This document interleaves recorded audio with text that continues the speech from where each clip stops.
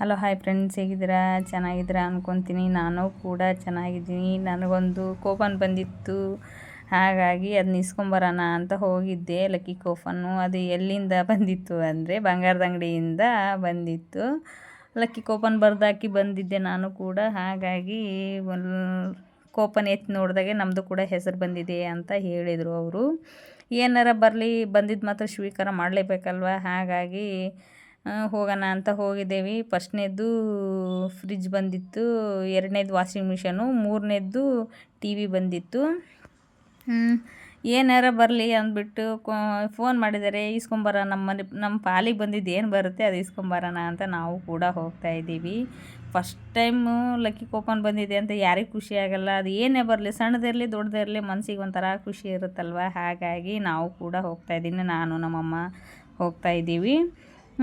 ಅಲ್ಲಿ ಹೋಗೋದ್ರಲ್ಲಿ ಇಲ್ಲೊಂದು ಮಾರವಾಡಿಸಿಂದು ಏನೋ ಮೆರವಣಿಗೆ ನಡೀತಾ ಇತ್ತಪ್ಪ, ಅದು ಏನು ಅಂತ ನನಗೆ ಗೊತ್ತಿಲ್ಲ. ಹಾಗಾಗಿ ಫೈನಲ್ಲಾಗಿ ಬಂಗಾರದ ಅಂಗಡಿಗೆ ಬಂದಿದ್ದಾಯಿತು. ಈಚೆ ಕಡೆಯಿಂದ ನಾವಿದ್ದೇವೆ, ಆಚೆ ಕಡೆಯಿಂದ ಬಂಗಾರದ ಅಂಗಡಿ ಇತ್ತು. ಹಾಗಾಗಿ ಇಲ್ಲಿ ಮೆರವಣಿಗೆ ಕೂಡ ಹೋಗ್ತಾ ಇತ್ತಲ್ವ, ಅದು ಕೂಡ ಕ್ಯಾಪ್ಚರ್ ಆಗಿದೆ ನನ್ನ ಫೋನಲ್ಲಿ. ಇದು ಅಂಗಡಿ ಬಂದುಬಿಟ್ಟು ಹಂಸ್ ಬೈವಿ ಸರ್ಕಲ್ ಅಂತಾರಲ್ವ, ಅಲ್ಲಿರೋದು. ನಾವು ಯಾವಾಗಲೂ ಕೂಡ ಬಂಗಾರ ಅಲ್ಲೇ ತೊಗೊಳೋದು. ಹಾಗಾಗಿ ಅವರು 3 ವರ್ಷದಿಂದ ಮಾಡ್ತಾಯಿದ್ರಂತೆ, ನಮಗೆ ಗೊತ್ತಿಲ್ಲ. ನಾವು ಈ ವರ್ಷ ಹೋಗಿ ಒಂದು ಕೂಪನ್ ಕೊಟ್ಟಿದ್ದರು, ಬರ್ದಾಕಿ ಬಂದಿದ್ದಕ್ಕೆ. ಅದು ಕೂಡ ಲಕ್ಕಿ ಕೂಪನ್ ಬಂದಿದೆ. ಗಿಫ್ಟ್ ಇಟ್ಟಿದ್ದಾರೆ, ಬಂಗಾರ ಅನ್ಕೋಬೇಡಿ, ಗಿಫ್ಟ್ ಅಷ್ಟೇ. ಅದು ಏನು ಗಿಫ್ಟ್ ಇಲ್ಲ ಅಂತ ನಾನು ಆವಾಗಲೇ ಹೇಳಿದ್ದೀನಿ ನಿಮಗೆ.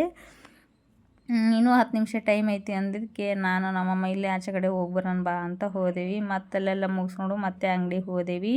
ಇಲ್ಲೆಲ್ಲ ಇಟ್ಟಿದ್ದಾರೆ ನೋಡಿ ಗಿಫ್ಟು ಕೂಡ. ನಾನು ತೋರಿಸ್ತಾ ಇದ್ದೀನಿ ಏನೆಲ್ಲ ಇಟ್ಟಿದ್ದಾರೆ ಅಂತ. ಫಸ್ಟ್ನೇ ಕೂಪನ್ ಅದೇ ಫ್ರಿಜ್ ಬಂದಿತ್ತು ಅಂತ ಹೇಳಿದ್ವಲ್ವ, ಖುಷಿ ಅಂತೆ, ಅವ್ರಿಗೆ ಬಂದಿದೆ ಇದು.